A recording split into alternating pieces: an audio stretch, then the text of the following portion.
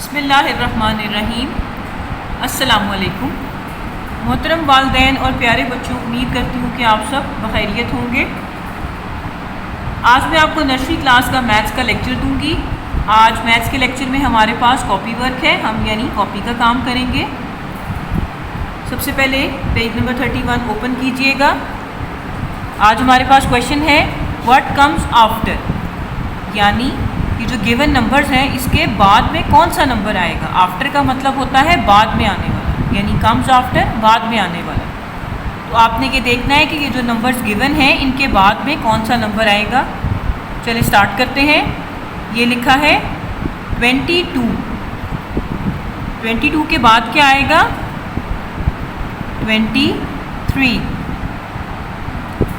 मैं आपको यहाँ ये बताती चलूँ कि आप अगर ध्यान से देखेंगे तो इस पेज पे आपको एक थोड़ी सी ब्लैक लाइन जो प्रोमिनेंट है वो गिवन है। उसका मतलब है कि ये ब्लैंक है और इस ब्लैंक को ही आपने फॉलो करते हुए ब्लॉक में सफाई के साथ नंबर लिखने हैं। नेक्स्ट देखिए 35। 35 के बाद क्या आएगा? 36। 41। 41 के बाद क्या आएगा? 42। जो बच्चे प्रीवियस लेक्चर्स के अकॉर्डिंगली काउंटिंग की प्रैक्टिस कर चुके हैं उन्हें ये वाले क्वेश्चंस बहुत आसान लगेंगे। अगर उनकी अच्छी रिकग्निशन है, पहचान है और उनकी राइटिंग पे ग्रिप है तो वो बहुत आसानी से ये क्वेश्चन कर सकेंगे। नेक्स्ट है हमारे पास 51। 51 के बाद क्या आएगा? 52। मैं उम्मीद करती हूँ कि बच्चे साथ साथ आंसर कर रहे होंगे। नेक्स्ट है 67। 67 के बाद हमारे पास आता है 68, यानी 68 will come after 67। Next last है 73। 73 के बाद हमारे पास क्या आएगा? 74। नेक्स्ट पेज पे चलिए, पेज नंबर 32 पे। इसमें हमारे पास कॉन्सेप्ट है व्हाट कम्स बिफोर। पहले था कम्स आफ्टर, यानी बाद में कौन सा नंबर आएगा। अब है कम्स बिफोर, यानी जो गिवन नंबर है उससे पहले कौन सा नंबर आएगा। आमतौर पे बच्चे व्हाट कम्स आफ्टर और व्हाट कम्स बिटवीन के क्वेश्चंस बहुत आसानी से कर लेते हैं, लेकिन व्हाट कम्स बिफोर में बच्चों को अक्सर प्रॉब्लम होती है। इसलिए पेरेंट्स से गुजारिश है कि वो स्पेशली व्हाट कम्स बिफोर वाले क्वेश्चन की बच्चों को बार बार प्रैक्टिस करवाएं। ये देखिए 22 से पहले आपको एक गिवन ब्लैंक दी गई है, इसके अंदर आपने लिखना है कि 22 से पहले क्या आता है। 22 से पहले आता है 21। It's just like a backward counting concept. उसके बाद देखें 37। 37 के बाद 37 से पहले हमारे पास कौन सा नंबर आता है? 37 से पहले हमारे पास आता है 36। नेक्स्ट हमारे पास 45 है। 45 से पहले अगर आप बैकवर्ड काउंटिंग चलें तो हमारे पास आएगा 44। इसी तरह यहाँ पे है 59। 59 से एक स्टेप पीछे जाएंगे आप तो कौन सा नंबर आएगा? 58 will come before 59 and then 64। 64 से पहले आएगा 63 and last one is a little bit difficult क्योंकि इसमें नंबर थोड़ा सा चेंज होता है। ये बाकियों में तो आप देख सकते हैं सीरीज़ जा रही है 2 की, 3 की, 4 की, 5 और 6 की। अब ये 70 है तो इसमें हमने अगर बैकवर्ड स्टेप लेना है तो हमारे पास 60 की सीरीज़ शुरू होगी। 70 से पहले हमारे पास आएगा 69। मैं उम्मीद करती हूँ कि आपको ये 2 पेजेस समझ में आए होंगे। नेक्स्ट क्वेश्चन पे चलते हैं। नेक्स्ट पेज पे न्यू कॉन्सेप्ट है what comes between. Comes between का मतलब है कि ये जो गिवन 2 नंबर्स हैं इनके दरमियान में कौन सा लेटर आएगा, कौन सा नंबर आएगा। और ये क्वेश्चन काफ़ी सिमिलर है फिल इन द ब्लैंक्स या मिसिंग नंबर के कॉन्सेप्ट जैसा। व्हाट कम्स बिटवीन का क्वेश्चन हम स्टार्ट करते हैं। 24 और 26 के दरमियान में कौन सा नंबर आएगा? इसके लिए आसान तरीका है कि आप बच्चे को कहें कि वो स्लोली काउंटिंग पढ़े, just like 24, 25 and then 26 already given है। उसको इन 3 नंबर्स की फ्लुएंसी में काउंटिंग करवाइए ताकि वो आसानी के साथ देखे कि ब्लैंक में क्या मिसिंग है और फिर वो लिख सके। अब ये देखिए 37, 38, आप उसके साथ साथ फ्लो में बोलिए ताकि उसको ये कॉन्सेप्ट क्लियर हो। उसके बाद 39 गिवन है। Next 41, 42 and then 43 is given. 54, 55 and then 56 is already given. 66, 67, 68 जो कि यहाँ पे पहले से लिखा हुआ है। लास्ट में आइए 75, 76 and then 77 has already been written. Next page पे चलेंगे हम। नेक्स्ट पेज पे आपने इसी क्वेश्चन की प्रैक्टिस करवानी है। यहाँ आपने क्यों लिखना है, इसके आगे क्वेश्चन लिखना है व्हाट कम्स बिटवीन, और यहाँ पे आपने पैटर्न को फॉलो करते हुए बच्चे को यहाँ प्रैक्टिस करवानी है। ये जो मैंने आपको 3 कॉन्सेप्ट पढ़ाए हैं, what comes after, what comes before and what comes between, इसके लिए ज़रूरी नहीं है कि जब आप बच्चे को प्रैक्टिस कराएं तो आप कॉपी वाले नंबर्स फॉलो करें। आप इसी काउंटिंग में रहते हुए बच्चे को डिफरेंट नंबर्स दे सकते हैं ताकि उसकी प्रैक्टिस भी हो जाए और आपको भी पता लगे कि बच्चे की मतलब आप बच्चे को वैल्यूएट कर सकें कि बच्चे ने कहाँ तक काउंटिंग सीखी है, आया उसको उसकी पहचान भी हुई है या नहीं। इसलिए आप नंबर्स बदल के भी बच्चे को ये तीनों क्वेश्चंस की प्रैक्टिस करवा सकते हैं। नेक्स्ट क्वेश्चन हमारे पास है बेसिक शेप्स का, यानी जो यूजुअली बेसिक शेप्स होती हैं जो बच्चों को सिखाई जाती हैं इनिशियल लेवल पे, वो यहाँ पे हम आपको 2 शेप सिखाएंगे। यहाँ फर्स्ट पेज पे हमारे पास शेप है सर्कल। This is circle. बच्चे से बार बार रिपीट करवाइए, व्हाट इज़ दिस? सर्कल। अब सर्कल आप ऑलरेडी आपको पिक्चर उसकी ड्रॉ हुई है, आपने इसको मज़ीद खूबसूरत बनाने के लिए इसमें जस्ट कलरिंग करनी है। आपने सर्कल की पिक्चर याद रखनी है कि सर्कल की शेप क्या होती है और आपने इसके अंदर कलर करना है। कलर आपके लिए ओपन चॉइस है कि आप जो मर्ज़ी कलर कर सकते हैं, लेकिन पेरेंट्स जो हैं बच्चों को अपनी गाइडेंस में जो है वो कलरिंग कराइए ताकि वो कलर बाहर ना निकालें और ना ही अंदर कोई वाइट जगह छोड़ें। नेक्स्ट पेज पे आइएगा। जैसे हमने सर्कल पढ़ा उसी तरह हमारे पास नेक्स्ट बेसिक शेप है triangle. What is this? Triangle. Triangle, ये देखिए ट्रायंगल में हमारे पास 3 साइड्स और 3 कॉर्नर्स होते हैं। ये देखिए 1, 2 और 3, ये उसकी 3 वॉल्स हैं यानी 3 साइड्स हैं। और कॉर्नर्स ये देखिए 1, 2, 3, 3 साइड्स और 3 कॉर्नर्स मिल के ट्रायंगल बनाते हैं।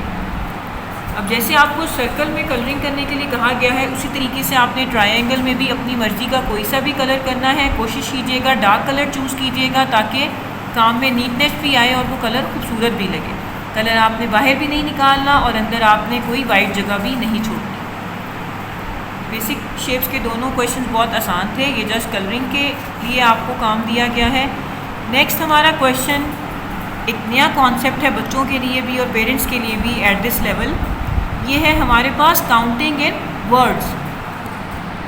पहले हमने क्वेश्चन किए थे काउंटिंग इन ऑर्डर, यानी आपने सिंपली एक फ्लुएंसी में काउंटिंग लिखनी है ऑर्डर के साथ, जस्ट लाइक 1 2 3 4 5 6।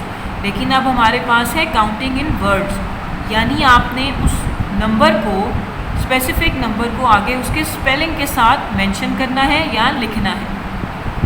ये आपने स्पेलिंग बच्चों को याद करवाने हैं। मुझे फॉलो कीजिएगा। ये देखिए ये काम आपने इस तरह करवाना है कि पेरेंट्स की और बच्चों की आसानी के लिए हमने डॉट्स लगा के दिए हैं। तमाम डॉट्स लगे हुए हैं। आपने 1 के नीचे कंप्लीट लाइन करवानी है 1 की, और जहाँ वर्ड्स में इंग्लिश में 1 लिखा हुआ है वहाँ भी आपने यहाँ तक कंप्लीट करवाना है 1 लिखवा।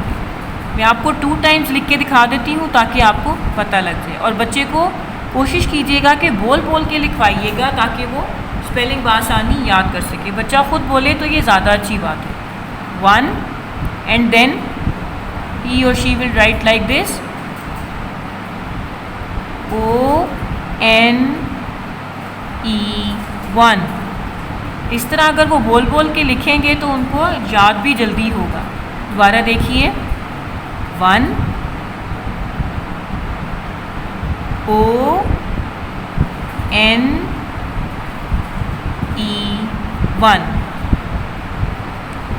अगर कोई डॉट ऊपर नीचे हो भी जाता है तो इसके लिए आपको वरी करने की ज़रूरत नहीं है। आपने रहना सिर्फ ब्लॉक में है, जैसे मैंने आपको लिख के दिखाया है। आपने उसी तरह सिंगल ब्लॉक में सिंगल वर्ड लिखना है, ना आपने बहुत बड़ा लिखना है और ना आपने बहुत छोटा लिखना है। मैंने आपको स्टैंडर्ड साइज में लिख के बताया है।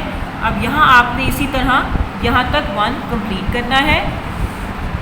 नेक्स्ट पेज पे आइए। नेक्स्ट हमारे पास है नंबर 2, यानी पहले हमने 1 के स्पेलिंग लिखे और फिर हम याद करेंगे। इसी तरह हम नेक्स्ट नंबर 2 पे आएंगे। 2 के लिए भी आपने वही पैटर्न फॉलो करना है, 2 एंड देन बच्चे याद करेंगे इस तरह लिखते हुए TWO2। एक दफ़ा फिर देखिएगा, 2 TWO2। 1 और 2 का पेज आपने इसी तरीके से यहाँ तक कंप्लीट करवाना है बच्चे को। जैसे हमने 1 और 2 लिखना सीखा, उसी तरह नेक्स्ट हमारे पास है नंबर 3।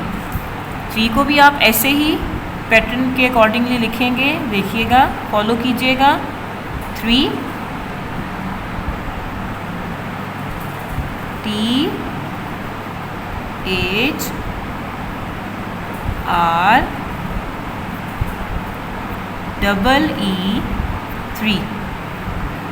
दोबारा देखिएगा,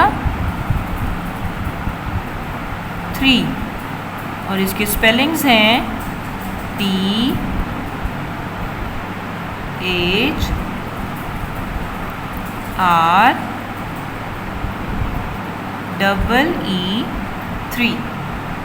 इस तरीके से आपने ये वाला पेज बच्चे को कंप्लीट करवाना है। एक बात मैं आपको यहाँ बताती चलूँ कि आमतौर पे बच्चे 1 और 2 के स्पेलिंग बहुत जल्दी याद कर लेते हैं, लेकिन 3 के जो स्पेलिंग है वो 5 वर्ड्स पे कंसिस्ट हैं, तो उसके लिए बच्चों को थोड़ी प्रॉब्लम होती है। बच्चे 3 के स्पेलिंग अक्सर औकात उनको याद करने में दिक्कत होती है। इसलिए पेरेंट्स से गुजारिश है कि वो इंतहाई नरमी के साथ बच्चों को ये स्पेलिंग याद करवाएं। अगर बच्चा 2 से 3 दिन भी ले लेता है तो इसमें कोई परेशानी की बात नहीं है।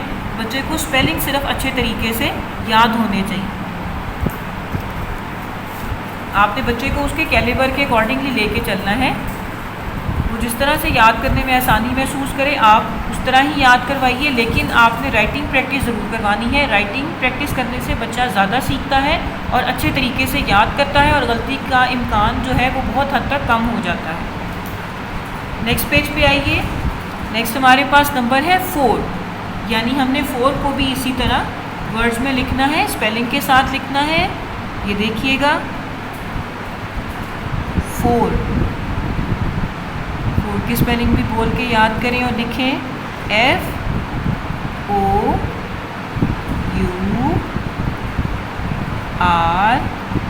FOUR। दोबारा देखिएगा, 4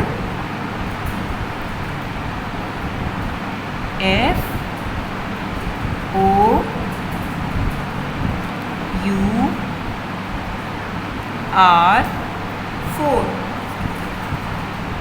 हमने 1, 2, 3 और 4 तक पढ़ लिया है और यहाँ तक आपने आराम से और आसानी से बच्चे को काम कंप्लीट करवाना है, क्योंकि नेक्स्ट लेक्चर आते तक आपके पास उस स्पेसिफिक सब्जेक्ट के लिए 1 वीक होता है।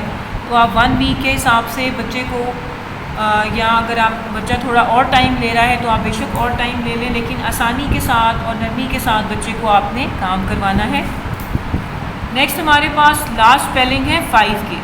हमारे पास सेकंड टर्म में 5 तक की ही स्पेलिंग इंक्लूडेड है ताकि बच्चे 1 to 5 के स्पेलिंग जो है वो बआसानी याद कर लें। इसी तरीके से देखिए हम 5 लिखेंगे, 5 और इसके स्पेलिंग हैं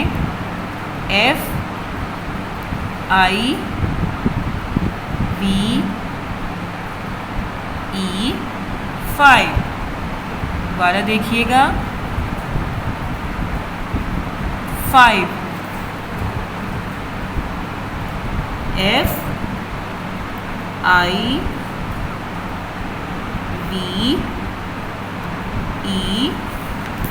FIVE। हमारा स्पेलिंग का काम, काउंटिंग इन वर्ड्स का काम 1 to 5 तक था, यानी बच्चे ने 1 से लेके 5 तक के स्पेलिंग करने हैं, लिखने भी हैं, याद भी करने हैं। और आज का हमारा इस लेक्चर का लास्ट पेज है, ये बेसिकली रिवीजन का पेज है। जैसे कि आप क्वेश्चन में देख सकते हैं, काउंटिंग इन वर्ड्स, यानी जो हमने आपको प्रीवियसली बताए हैं 1 2 3 4 5 के स्पेलिंग यानी काउंटिंग इन वर्ड्स, वो आपने इसके आगे सिर्फ एक दफ़ा फॉर 1 टाइम बच्चे को यहाँ पे लिखवाना है। मैं आपको लिख के दिखा देती हूँ। ये देखिए नंबर्स लिखे हैं और इसके आगे हमने छोटी सी यहाँ एक ब्लैंक छोड़ा है ताकि आप थोड़ा स्पेस दे के लिखवाएँ और बच्चे की लिखाई जो है वो अच्छी आए। ये देखिए 1 के क्या स्पेलिंग है, ONE।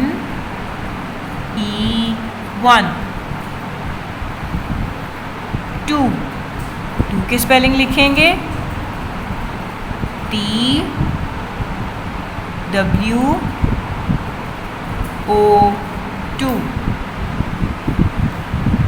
3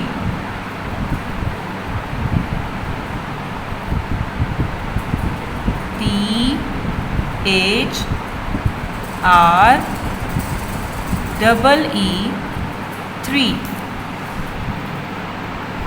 सेकेंड लास्ट देखिएगा 4 के स्पेलिंग लिखिए FOUR।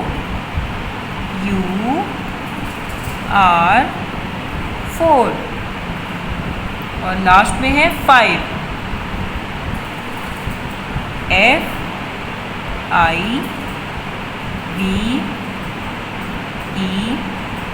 FIVE। इस तरीके से आपने सिर्फ एक दफ़ा लिख के बच्चे को ये वाला पेज कंप्लीट करवाना है। आज का मैथ्स का लेक्चर बच्चों के लिए बहुत मुश्किल तो नहीं था। स्पेलिंग का जो नया कॉन्सेप्ट एक बेसिकली दिया गया है, उसके लिए बच्चों को बहुत ज़्यादा प्रैक्टिस की ज़रूरत पड़ेगी कि वो स्पेलिंग याद करें अच्छे तरीके से। मैं उम्मीद करती हूँ कि आपको ये वाला लेक्चर समझ में आ गया होगा पेज नंबर 42 तक। अब आप बच्चों को ध्यान से अपनी निगरानी में काम कंप्लीट भी करवाइए और ये साथ साथ इसकी प्रैक्टिस भी करवाइए और लर्निंग भी जारी रखिए। इंशाल्लाह नेक्स्ट लेक्चर में हाजिर होंगे। अल्लाह हाफ़िज़।